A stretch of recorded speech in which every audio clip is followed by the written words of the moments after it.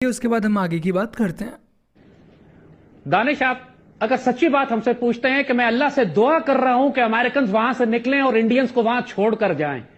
बहुत अरसा हो गया है कि अफगानिस्तान में हमने हिंदुओं का कत्लेआम नहीं किया। तारीखी तौर पर यह हमेशा हुआ करता था, जिसी वजह से अफगानिस्तान के पहाड़ों का नाम हिंदू कुश रखा गया है। हिंदू कुश का मतलब है हिंदुओं को कत्ल करने वाली जगह, वो जगह जो हिंदुओं को कत्ल करती है। तारीखी तौर पर जब भी हिंदू अफगानिस्तान में दाखिल हुए हैं, इनको वहां जिबा किया गया है।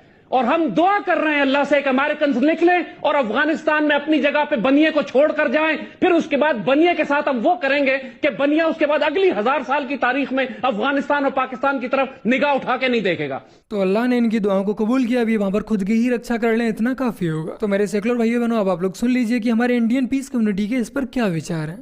एक मैं अभी देख रहा था, एक खुशखबरी भी आप लोगों को देते चलूं कि अशरफ गनी जो है वो रिजाइन कर दिए हैं। अल्लाह का शुक्र है। और तालिबान जो है वो धीरे धीरे इमारत इस्लामिया को कायम करने की तरफ जो है वो अल्हम्दुलिल्लाह जी गामजन है। तो मुझे वो लगता है कि हाँ, हमें उनसे सबक लेना चाहिए और सीखना चाहिए कि आज़ादी हासिल करने के लिए किस तरह की जिद्दोजहद और कोशिश करनी चाहिए।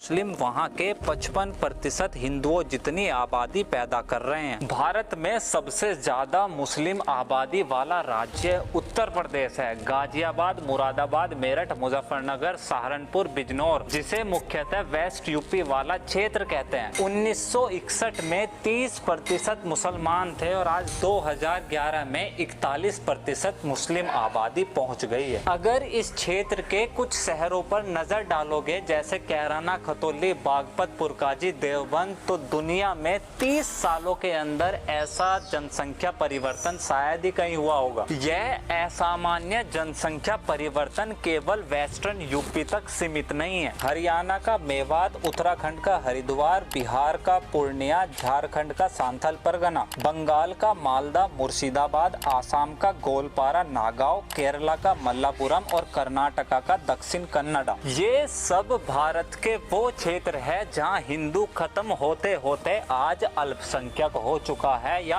कुछ सालों बाद होने वाला है। ऐसा बिल्कुल नहीं है कि असामान्य जनसंख्या वृद्धि ही ये हो रहे क्षेत्रीय धार्मिक जनसंख्या परिवर्तन का केवल एकमात्र कारण है।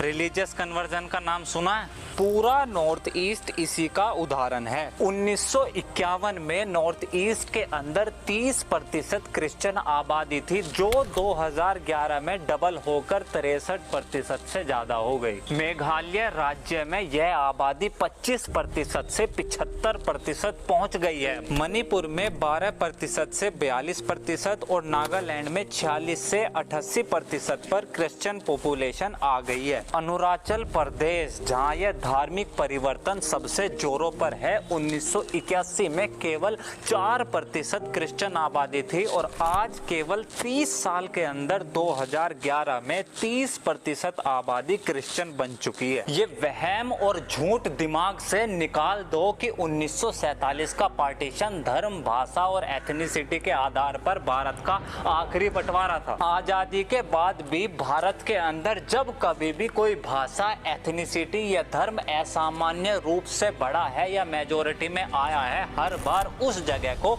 एक अलग हिस्सा बनाया गया है। चाहे वो बिहार से झारखंड बना हो, मध्य प्रदेश से छत्तीसगढ़, उत्तर प्रदेश से उत्तरांचल, हरियाणा की मेवात डिस्ट्रिक्ट, केरला की मल्लापुरम, महाराष्ट्र में अकोला एंड मैनी मोर। मकसद किसी खास विशेष धर्म समुदाय के खिलाफ नफरत या द्वेष पैदा करना नहीं है। वोट का अधिकार होना, किसी जगह की सिटीजनशिप या नागरिकता होना, घर या जमीन होना आजादी नहीं है। ऐसे बहुत देश है जहां ये आजादी, ये राष्ट्रीयता, ये नागरिकता बिकाऊ है और लोग खरीदते हैं किसी। द टॉक्सो यूट्यूब चैनल पर ये वीडियो आ चुकी है। अगर आप लोग इसे पूरा देखना चाहते हैं तो वहां पर जाकर देख सकते हैं। वैसे इसका लिंक मैंने आप सभी के लिए नीचे डिस्क्रिप्शन में भी दे दिया है। और साथ ही साथ भाई के चैनल को सब्सक्राइब कर सपोर्ट जरूर कीजिएगा। सनातनियों को बार बार मत बताओ कि तुमने कितने साल हमारे ऊपर जुल्म ज्यादती की है। अभी तो सनातनियों में सिर्फ 5% लोगों ने सनातन होने की कसम खाई है। अगर ये पूरा राष्ट्र सनातनी हो गया तो 800 साल इतिहास में 8 मिनट के बराबर लगेंगे। ध्यान रखो, उस शहर का भी नाम नहीं लेता मैं। इसलिए सरकार वही करती है जो समाज चाहता है। आप चाहिए तो आप उसकी चाहत तो पैदा करिए अपने अंदर। सबसे पहले तो जो मजारे हैं उनके ऊपर जाना बंद करो, बंद करो, बंद करो। सबसे पहले हमारे को ये करना चाहिए। परसों बृहस्पतिवार को देख लेना हमारे कितने हिंदू भाई लाइन में लग रहे हैं और वो सारा पैसा वहाँ उन भाइयों के पास जाता है। वो पैसा अब किसके काम आता है? वो हमारे विरोध के काम आता है। आप जाके देखिए अजमेर दरगाह पर कितने हिंदुओं का हत्यारा है वो मज़ार, और वहाँ जाके देखिए हिंदुओं की लाइन कम से कम 90% है। क्यों है? ये हमने खुद सोचना चाहिए। हम खुद अपने आप को गुलाम बना रहे हैं उनके उस पे चलकर हम गुलाम बन रहे हैं अपने आप को। जब तक हम इन पे नहीं करेंगे, आप इन मज़ारों पे जाके जाना बंद कर दिया, अपने आप खाली हो जाएंगे। या कोई जाएगा ना, या वो तो रहते नहीं, हम ही जाते हैं। और एक एक हफ्ते में उनके पास कई कई हजार रुपया हम चढ़ा के आते हैं। मैं आपको विनम्रतापूर्वक ये कहना चाहता हूँ कि हर हकीकत शुरू में एक सपना होती है। हर हकीकत शुरू में एक सपना होती है और जब करने वाले लग जाते हैं तो वो हकीकत होती है।